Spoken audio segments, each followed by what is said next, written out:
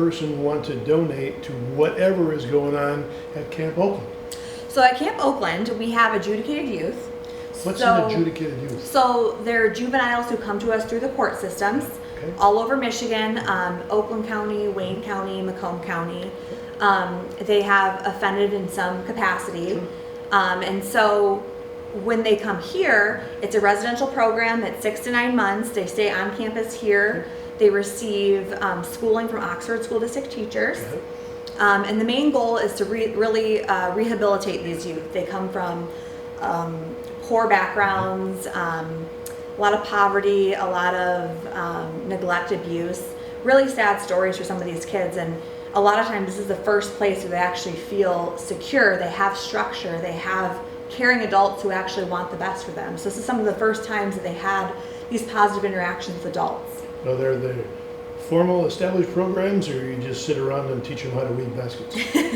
Well, they would probably love that, but no, we have our girls treatment center. We have our achievement center for treatment for boys.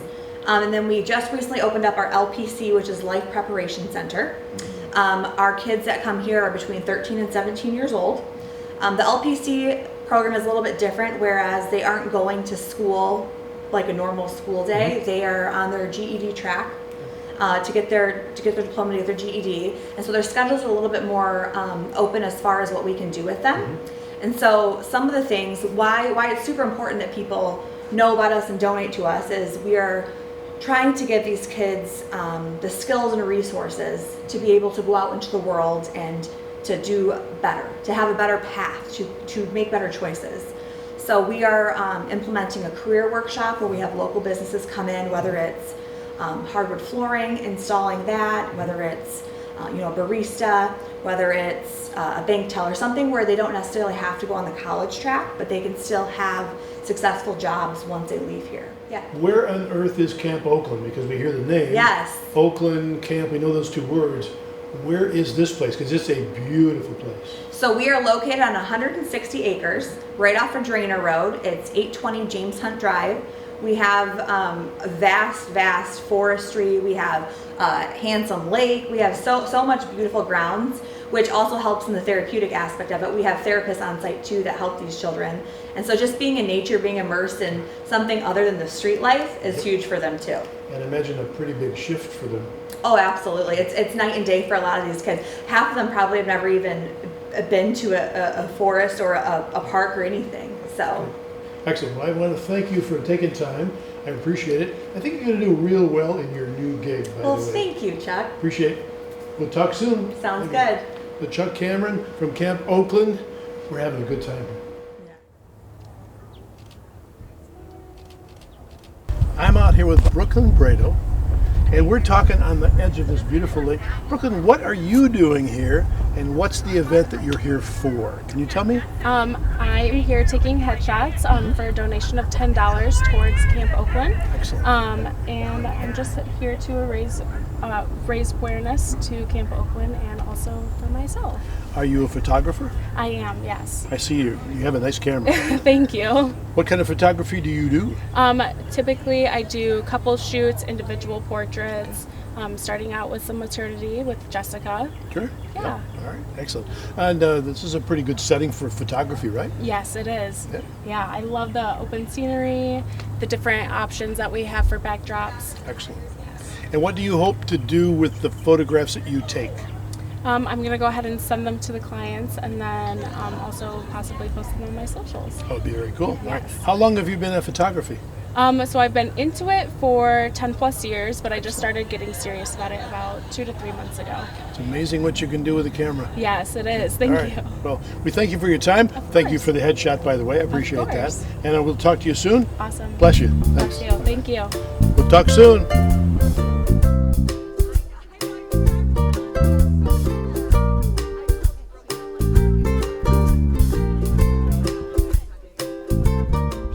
So, Ron, what's going on here today other than a beautiful day? What's happening? Well, today's an important day because we're losing somebody special, but Chris File has been at both Camp Oakland, and then we became Crossroads for Youth, and then became Camp Oakland again for, I believe, 27 years. So before I started, I met him when I came in. and he has been in various positions of leadership and authority in our program, but he's decided to retire. We're still going to have a friendly relationship with him, but he's moving on to do some other things, and we're here to honor him today for his 27 years of service. It's a good thing to do. So, if you had a chance to sit with the folks who watch these programs, what would you want them for sure to know about Camp Oakland? What message would you give them? I would give them the message that I've seen the differences we've made in some kids. If kids come in here and they come from backgrounds that none of us would like, and many of us would fail if we had the same background, and they are given the opportunity to kind of take ownership for themselves, take responsibility for themselves, and the ones who do that and take it to heart, and the programming and various activities they have for the kids is to help them do that. Those are the ones who are successful and move on. Are there any, I know the answer, are there any current success stories in the premises? Yes, there is. In fact, I think you might be talking to a little bit later Hillary, who is the one of our, not only a board member, but he's one of our largest donors, and he was a orphaned young man, and he was the first child to be brought to Camp Oakland when it first opened. We're back. We're sitting at a table with Hillary Maciejewski. How'd I do? Very good. You Thank did you. very good pronouncing my name. Thank you, sir. Hillary has a story, or 6 or 11 or 142, right? Right. Hillary seemed to be involved in this organization from the start. Hillary, what brought you here and what keeps you here? Well, it's the camp. It was actually my home, what I call. In 1951, when they started this place, I was the first boy here for 3 years with my guardian, Bill Mattis, who's the first director here. And we lived in a big house across the lake. And you can't do it anymore today, but I lived in that house a lot of times just by myself. And then I got up early in the morning and milked 30 cows. That's work. Yep, that's work. That was at 4:15 in the morning. Got down there before, brought the cows in, and then fed them and everything. And then we milked them, let them out, and bring them across here, and they pastured across here, come across the lake. So in the way I got involved, I was actually in children's home in Pontiac. And Bill Mattis was one of my first caseworkers. When they put him out here in charge, he took me with him, brought me out here. He brought you along. Brought me along, and I was very, very lucky. How is it now that you're involved? Because you're here now as not only just a former guest, but you stayed involved in this. What are you up to involved, today? And I'm on the board. I do different things. I try to get money to keep this place going and stuff like that. And there's other programs I help them with, and there's stuff with Mark Porter I'll help with, or with Ron we'll do stuff with everybody else here. Right now we're going through, we need a lot of maintenance around here. So you can put that out to your people. We need a lot of money out here. So just in case they're watching, talk into the camera and let them know exactly what you need. Well, we need everything. The buildings need to be reworked and stuff like that, and be repaired. A lot of repairs around here and stuff like that. And we need fishing rods here. The kids, one of the workers told me today they need some more fishing rods for the kids, so we can use fishing rods and whatever else. And we have a floor in there that needs to be fixed. And if you can find somebody to donate their time to do it for us, we'd appreciate it out here. Excellent. And we got a big building down that has to be tore down. It's old. If somebody wants to donate all their time and take it down for us, we'd appreciate it. Well, I don't know about tearing down buildings, but I know a guy sitting next to you who could sure contribute some fishing rods. Good. I appreciate it very much. All right. We'll take all we can get. The kids enjoy fishing. Now, how many kids are in here at one time? And this is summertime, but during the school year, how many kids are here? Right now, there's probably, I think, 19 kids. That's what I think Mark was telling me. 19. There's usually 20, between the boys and the girls, and then they have the school here. They didn't have the school here when I was here. Well, those 20 kids, I'm sure, are, whether they know it or not now, are very fortunate kids. They are. They most certainly are. And we have good board members too that really work very hard at doing stuff. I love it. Oh, that's so fun. Yeah, but that's the best right there. You can't stop the waves, but you can learn to surf. That is so you. That's my mantra, man. That's my mantra line. So, start me from the beginning, if you would, Chris. How does a young person get here? Why are they here? Well, the agency itself has been here for 70 years, and we've always provided therapeutic and behavioral services for court-adjudicated youth. So all of our adolescents that are on this campus are here on a court order. So they've gotten themselves involved in the criminal justice system, the juvenile justice system in some varying degree. And unfortunately, eventually, their jurists decided, you know what, you need a deeper level of care. And so we are one of very few what are classified as non-secure open campuses in the state of Michigan. And what that means is we don't have any locked doors, we don't have any gates, there's no fences, there's no bars on windows. We provide them, as you can see, with an unbelievable therapeutic environment for them to come out and do the work they need to do to be able to get back into their homes in the community.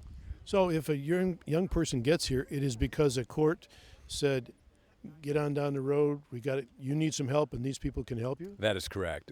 Right now we're running 3 programs. So we have a program for girls, we have a program for adolescent boys, and those are what we call SUD programs, or substance abuse disorder programs. So all of those young people that are in those programs have predominantly substance abuse issues. Along with that, though, comes some behavioral issues, and unfortunately have gotten themselves involved in the legal system. One of the predominant themes for all of our youth here, though, is trauma. All of our young How so? people, well, all of our young people that are here have experienced some level of intensive trauma in their lives, whether it be environmental neglect, whether it be environmental violence, or those type of things. So that is a key component of our therapy that we offer, and that is trauma recovery. You know, our whole idea is to take them from what I would consider to be like a post-traumatic stress level to a post-traumatic growth. So we're going to try to help them heal out of their trauma and then teach them new tools and new steps to go forward in their lives. So the kids who walk in here are already combat veterans in a hard way. It's absolutely a perfect example. That's a perfect description. A combat veteran and especially our girls would have the same type of brain, same type of mindset. And so, and then the other program that we offer is what we call Life Preparation Center. Excuse me. And that's also for court-adjudicated youth, males.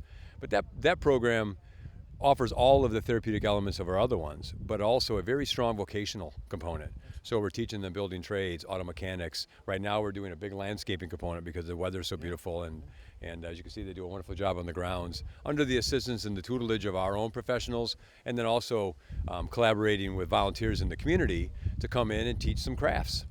So that gets me to community. There must be folks not on your staff who help make these things possible for kids. Is that correct? Absolutely. We're a private nonprofit organization. So outside of the actual individual contracts we have with our referring counties, predominantly our funding is through donations, fundraisers, and basically through community awareness. I always run into people, and when I start telling them about what we do, their first question is, well, how can I help? When I start telling them, you've got right in your community, you have young people who are really struggling and they could really use some help. Now, they may not be able to come over and directly work with the youth, but there's always something that they could offer. It could be, like I said, vocational technical assistance. It could be some financial assistance, that type of thing. So there's many ways to be able to help from the community. You're saying that if a person had a heart for young people, and instead of complaining about how messed up they are, maybe they should take advantage of doing some of the things to help the young people?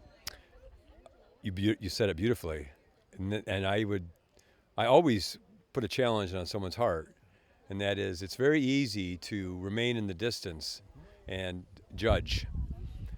Come spend 15 minutes with a youth, and you'll know right away this is a wounded soul. You know, this is a wounded soul that just really needs some structured guidance and some new tools, some new skills. You know, I operate under the premise that I believe every human being is doing the best they can in every given moment. And unfortunately, sometimes that's not the greatest decision making, especially when you consider adolescence. So a lot of times these young people, they just need a little nudge to get back in the right direction. That's always here. How do you know when kids walk out of the door for the last time that they're going to be okay? I'll say okay. It's a great question. You know, people ask me all the time, what's your success rate? And I always tell them 100%. And they're like, what? I say 100% because I can guarantee you that every young person that comes to this program, comes to our agency, is going to get 100% commitment from our staff. So what I mean by that is we're going to provide them with safety and structure and therapy and education, and we're going to give them tools. And that's what I want them to walk out of here with. They just have a few more tools. Like I might have a young man who's got, really big anger issues. And I'll say to him, hey man, you know what, you got this toolbox down here, but you only have a hammer in it. So how about we put a few more tools in there, right? Having a hammer is not a bad thing unless you're working in a china shop. That's a good picture. Yeah, exactly. Yeah, so that's really what we're trying to do is give them more tools and most importantly, really help try to shift their idea and believe in themselves.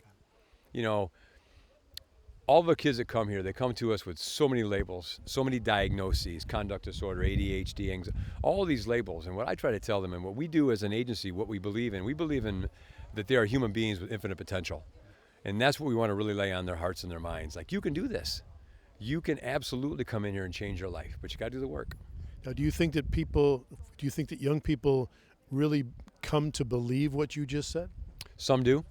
Some do. This is my 27th year with the agency and wrapping up my career with the agency. But not a week goes by that I don't get some type of a reach out from a former resident, whether it be a phone call, whether it be a social media contact. And many of them want to share, hey, Mr. Volley, I'm going to college. Hey, Mr. Volley, I'm just coming back from the Marines. Or they want to tell me what's going on in their lives. So that's a really strong indicator that it is working. That said, we do have some young people that are going to have to go and do some more work. That happens. Yep. I think that happens with adults too. Oh, absolutely. Absolutely. So if you had a message to the folks in our communities, plural out here, Addison, Oxford, about what's going on here, what would you want them to know that's going on here? What do they need to really know about this place? Well, they need to know is that this place is a sanctuary. It's a safe haven for young people who desperately need help. And that's what we do. That's what we're providing for them. And we need their help. So if anybody out there is listening, just know that right in your community, you have an incredible staff of professionals providing cutting edge therapeutic and educational services for young people, but we could really use some help. Always. If somebody wanted to help, we assume that you might. If someone wanted to help, what would they do? Well, the easiest thing to do would be go on our Facebook page or go to our website, campoakland.org. We have a section right there that says how to volunteer, donate, more questions. Jess Nichols is our human relations, our public relations liaison. You can contact her, and she would be more than willing to invite you to the campus. I tell people all the time, just come on out and see the campus. Come out and see the campus. So what's next for you? Well, September 1st will be my last day in the role of clinical director here at the agency. So this beautiful luau that we're at right now is for me, I guess. But I also have a private practice just north of here, and I will continue to do that. And then I have some really fun ideas. I'm going to launch a podcast very soon called Bonfire Wisdom, where everything makes sense, even when it doesn't. So, heard a bit about that. yeah, yes. So that's something I'm really excited about. So I've got some ideas. I've got some things going. Well, we certainly appreciate you taking the time to talk to us. We'll let you get back to the luau, but Thank you I so want to much, thank you for all the lives that you have done good for. Well, I appreciate that very much. Thank you very much. Chuck Cameron, I got to go to a luau. Stay tuned.